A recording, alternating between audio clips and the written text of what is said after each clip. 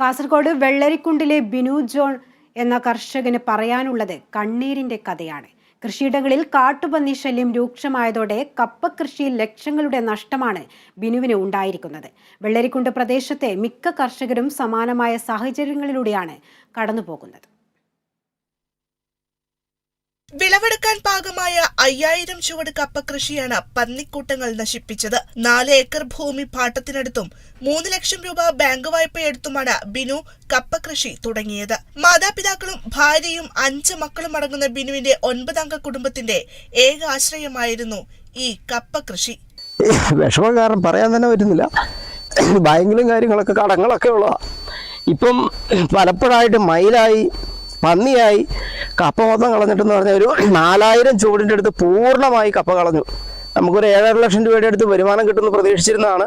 പക്ഷേ ഇതിൽ നിന്ന് ഇപ്പോൾ ഒന്നും കിട്ടിയാൽ ഒരു 1000 രൂപ പോലും വരുമാനം കിട്ടാത്ത അവസ്ഥയിലേക്ക് പൂർണ്ണമായിട്ട് കാട്ടുമൃഗങ്ങളുടെ ശല്യം കൊണ്ട് കൃഷി മൊത്തം നശിച്ചു കഴിഞ്ഞു. ഇനി എന്താ ചെയ്യേണ്ടതെന്ന് അറിയത്തില്ല.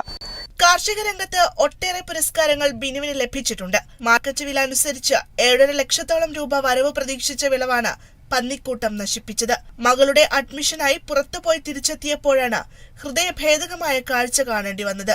Kerala vision news, Kasaragod.